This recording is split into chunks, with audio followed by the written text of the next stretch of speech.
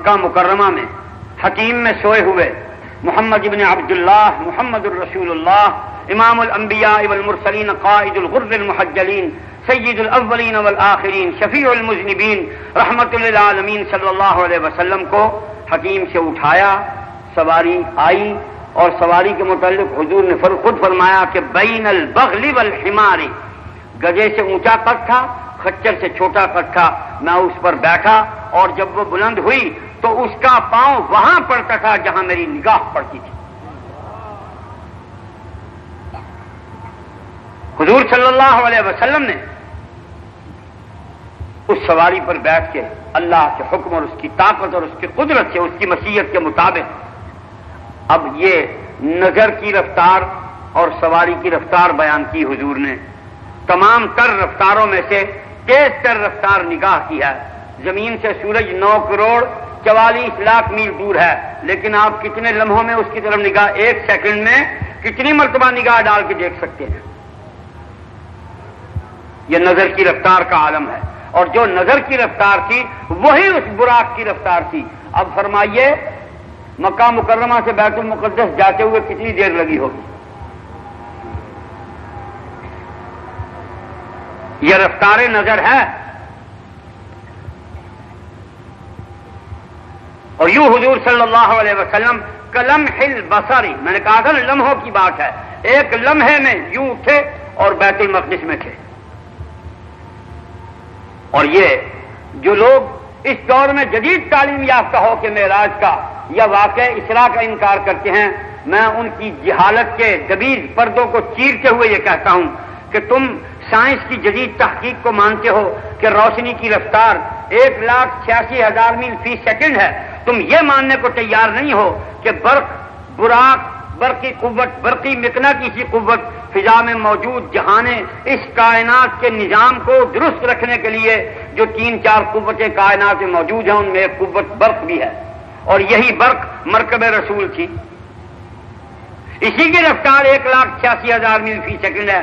تم کیسے انکار کرنے کی جرات کرتے ہو؟ اور پھر یہ تمہارے میزائل، تمہارے یہ سپوٹنک، ایک فیول انہیں لے کر سینکڑوں من وزنی سپوٹنک کو اور دیگر چیزوں کو لے کر مریخ، مشتری اور تاریخ کے مابرا جا رہا ہے، اور تم اس کو مانتے ہو، اس کو نہیں مانتے، اس لیے کہ اس پر کفار گواہی دیتے ہیں اور اس پر محمد رسول اللہ نے گواہی دی ہے۔ یہ 2 گواہیوں کی بات ہے، نہ پاکستان نے بنایا نہ پاکستانی وہاں گئے، مشرکین نے بنایا، مشرکین ہی گئے۔ تم نے ان کی گواہی پر ٹیلی ویژن سے اپنی آنکھوں سے دیکھنے سے، اخبارات کی رپورٹنگ، رسائل اور سائنسی تحقیقات کی تھیوریاں پڑھنے سے تم نے مان لیا، لیکن سرور کونین صلی اللہ علیہ وسلم نے کہا کہ تم نے کہا کہ یہ خواب ہے، کہ سر ولیم میور بھی یہی کچھ لکھتا ہے اور اس کے دوسرے مشرک ساتھی بھی یہی کچھ لکھتے ہیں، تم اس کو مانتے ہو۔ غلام احمد قادیانی کے ماننے والے، اس کی ذریت البغایا، انہوں نے تو اس لیے انکار کیا کہ وہ اگر رسول اللہ صلی اللہ علیہ وسلم کے معراج جسمانی کو مانے تو عیسیٰ علیہ السلام کا اوپر اٹھایا جانا آسان ہو جاتا، اور وہ اس اعتراض سے پھر ان کی جان نہیں بچتی۔ انہوں نے کہا معراج کا انکار کرو تاکہ رفع عیسیٰ کا انکار آسان ہو جائے۔ جو کلیہ اور فارمولہ معراج رسول صلی اللہ علیہ وسلم کے لیے معتبر ہے، وہی کلیہ اور فارمولہ رفع عیسیٰ کے لیے معتبر اور قانون ہے اور اصول ہے۔ سبحان الذی اسریٰ بعبدہ لیلا، راتوں رات۔ اور ایک بات اور تھوڑی سمجھیے، وقت کیا ہے؟ کائنات کا نظام حرکت پر قائم ہے، حرکت ہے، نظام موجود ہے، جاری و ساری ہے، حیات قائم ہے، تمام نظام کائنات کا سارا نظام اسی حرکت پر قائم ہے، اور اسی حرکت کو اگر ہم وقت مان لیں تو یہ بھی درست ہے۔ حضور صلی اللہ علیہ وسلم زمین سے اٹھے، سواری پر بیٹھے، زمین کی مسافت کو فضا میں طے کیا، بیت المقدس پہنچے، وہاں سے پھر بلندیوں پر روانہ ہوئے، بلندیوں پر، بہت بلندیوں پر، اور پھر واپس بھی تشریف لے آئے۔ کیسے سب کچھ کیسے ہوا؟ پہلی بات تو یہ سمجھیے کہ ہمارے جو گھنٹے، منٹ، سیکنڈ یہاں پاکستان میں، ہندوستان میں، اس زمین پر تینوں بر اعظموں میں ہیں، یہ جب ہم اس سے اوپر چلے جائیں تو نہ یہ وقت ہے، نہ یہ گھنٹے ہیں آپ کے، نہ یہ منٹ ہے، نہ یہ سیکنڈ ہے. وہاں کائنات کا نظام ہی بدل جاتا ہے، سسٹم ہی اور ہو جاتا ہے. اور یہ آپ کے سال، یہ آپ کے مہینے، یہ آپ کے دن اور رات، یہ آپ کا طلوع و غروب، یہ بھی وہاں نہیں رہتا. اور جدید تحقیقات کے مطابق کفار و مشرکین نے کہا، پچھلے مہینے اخبارات میں چھپا کہ اس کہکشاں سے بہت دور اور اس سے کئی ہزار گنا بڑی ایک کہکشاں دریافت ہوئی ہے، جس تک پہنچنے کے لیے 9 لاکھ نوری سال چاہیے. 9 لاکھ نوری سال. اور رفتار کون سی ہوگی؟ یہی 1,86,000 میل فی سیکنڈ کے حساب سے رفتار ہو اور مدت اتنی ہو. رسول اللہ صلی اللہ علیہ وسلم نے فرمایا ایک آسمان سے دوسرے آسمان تک مسافت 500 میل، 500 سال کی. جزاک اللہ. اور سال یہ نہیں جو میں اور آپ گنتے ہیں، کالف سنۃ مما تعدون، 1000 سال ہمارے اور وہاں کا 1 سال. وہ کئی شاید سمجھ آندی پئی ویسے ہی، اور لڑی ہوئی مخلوق، اور کسے کہانیاں دی موئی ہوئی مخلوق. یوسف زلیخا، میاں محمد دی سیف الملوک، خواجہ غلام فرید دا دیوان کے لوڑھے، مولوی عبدالستار دی کتاب ڈیم دے 5 دریا، ڈاکٹر فقیر محمد دے مائیے تے نظماں تے غزلاں، تے پیر فضل حسین فضل دی پنجابی دے شکوے تے ہاڑے تے قصے، انہیں تمہیں ذبح کر کے تھوڑے ٹوٹے کر چھڈن. قرآن دے تسی نیڑے نہیں لگتے. دماغی چسکے، کنا دے لطف، اپنی اتوں دی خارش نو مٹان واسطے اپنی اپنی پسند دے مولویوں نو سن لیندے ہو تے سمجھ دو اسلام آ گیا. اس کے قریب آئیے اس کتاب مجید کے. یہ وہ کتاب ہے جس پر رسول اللہ صلی اللہ علیہ وسلم نے 23 برس محنت فرمائی.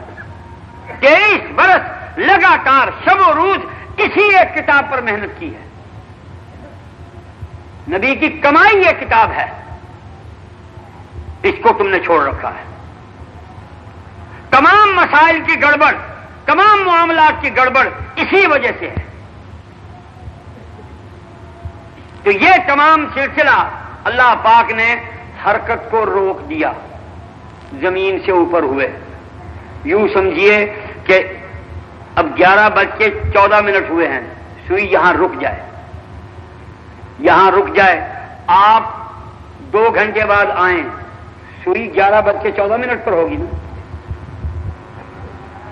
اس کے اندر ایک سسٹم ہے، لیور اس کا چلتا ہے، ٹک ٹک ٹک ٹک ٹک ٹک ٹک ٹک ٹک ٹک ہوتی ہے.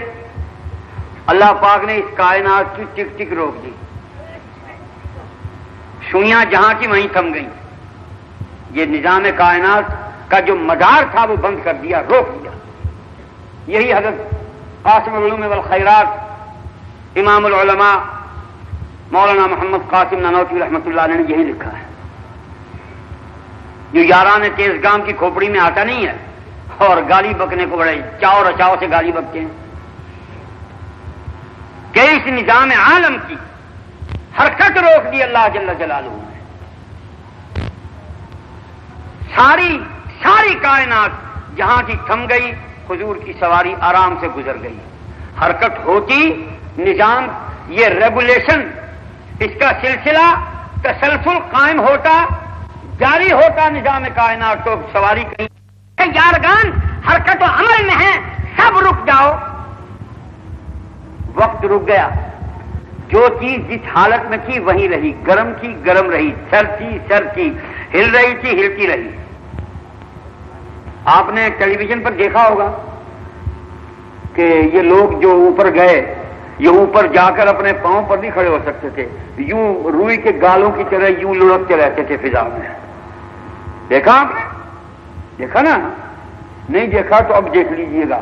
لکھو لاہور والوں کو کہ ہمیں وہ سارا پروگرام دکھاؤ جو خلائی شٹل میں بیٹھ کر کچھ ہندوستانی اوپر گئے ہیں، اس کو دیکھو تاکہ تمہاری کھوپڑی میں معراج زیادہ آسانی سے فٹ ہو جائے۔ جو تمہاری سمجھ میں یہ بات نہیں آتی نا، یہ کیسے ہو سکتا ہے؟ یہ حرکت وہاں نہیں ہے، ویٹ لیس ہو جاتا ہے، وزن آدمی کا وہاں یہ رہتا ہی نہیں ہے۔ روکنے والی کون سی چیز ہے؟ اور پھر برقی قوت مرکب رسول ہے، اور رسول 1,86,000 میل فی سیکنڈ کی رفتار سے تشریف لے جا رہے ہیں۔ رفتار نظر، رفتار نور، رفتار ضیاء، رفتار برق، کہ اس کے راستے میں کوئی رکاوٹ ہے ہی نہیں۔ یوں حضور صلی اللہ علیہ وسلم آسمان کی وسعتوں پر تشریف لے گئے۔ اللہ جل جلالہ کے کمالات میں سے پہلا کمال، آیات اللہ میں سے پہلی آیت حضور نے یہ دیکھی، لنریہ من آیاتنا، آیات اللہ میں سے پہلی آیت اور کمالات عالیہ میں سے، کمالات الہیہ میں سے پہلا کمال اور پہلی آیت کہ مکہ سے بیت المقدس، وہاں سے اور اوپر اور اوپر اور اوپر۔ پھر کہتے ہیں جی یاران سرے پل کہ جناب جڑا نبی کو بشر سدے، کہتے ہیں جی ہمارے بھائی، اللہ انتہا پر رحم فرمائے،